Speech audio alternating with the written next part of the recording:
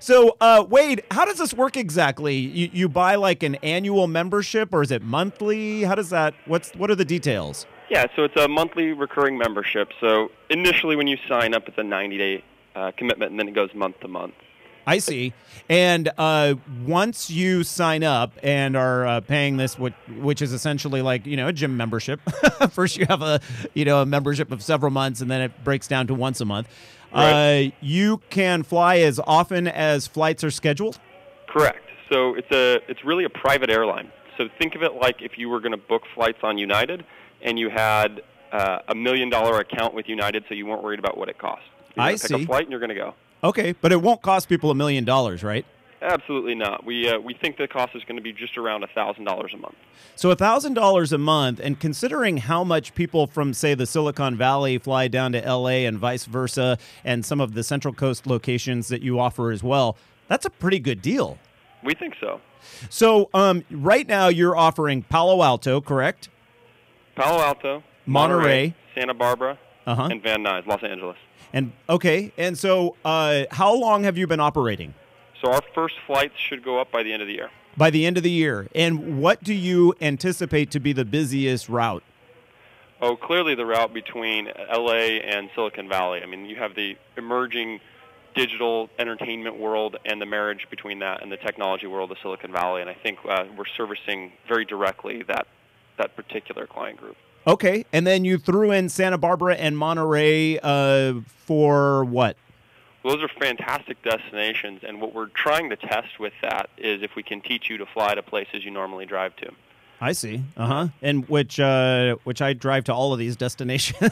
But yeah, right now, most people drive to those destinations because flying anywhere is a 4-hour ordeal between time at the airport, getting there, waits, delays, and then finally getting out of the airport. And we fix that. And you're going to smaller, more private airports, right? So you skip the whole security portion?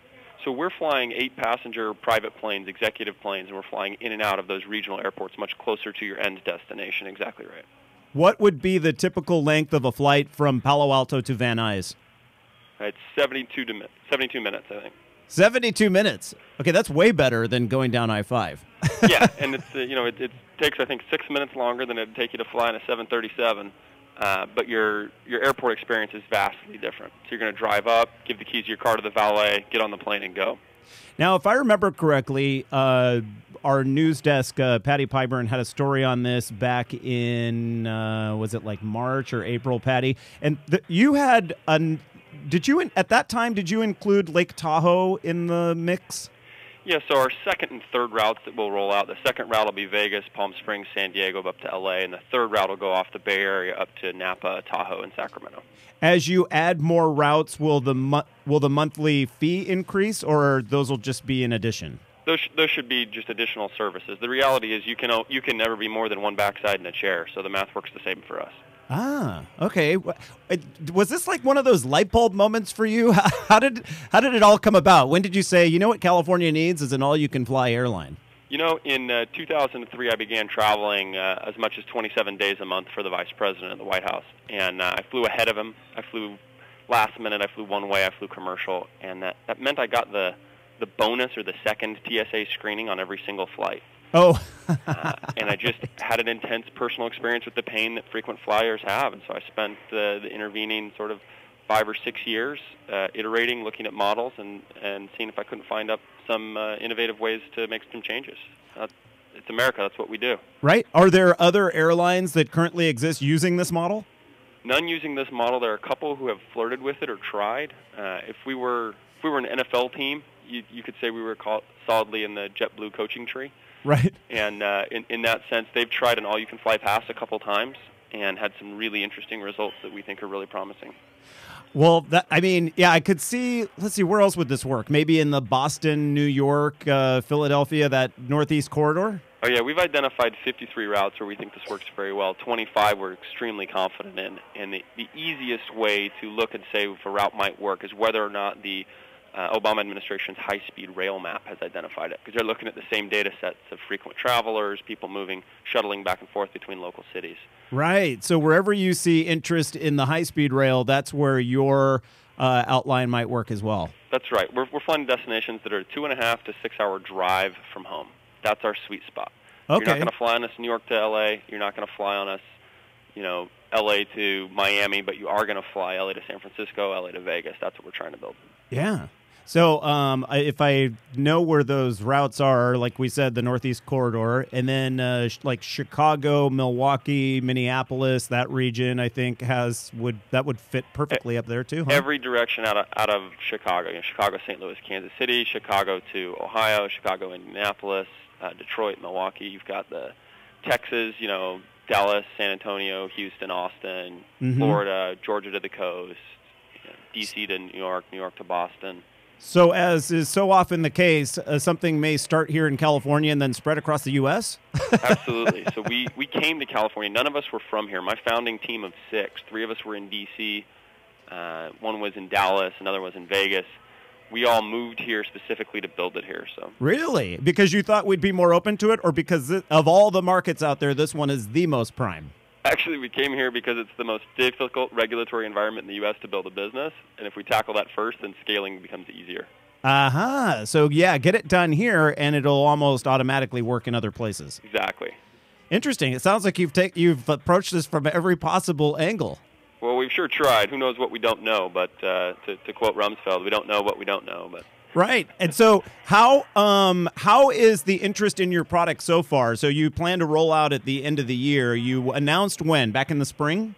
So, yeah, we announced in April. We came out of a startup incubator in L.A. called Mucker Lab, and we raised our Series A in June from Anthem Venture Partners here in L.A. and NEA up in New York, up in the Bay Area, and put together a good partnership team. We rolled out, sort of announced what we were going to do. We now have about 4.5 applications for every available spot we will launch with. Really? That's a good position to start from, huh? So, well, we're significantly oversold, so now we got to make sure that we don't disappoint those folks. We move quickly.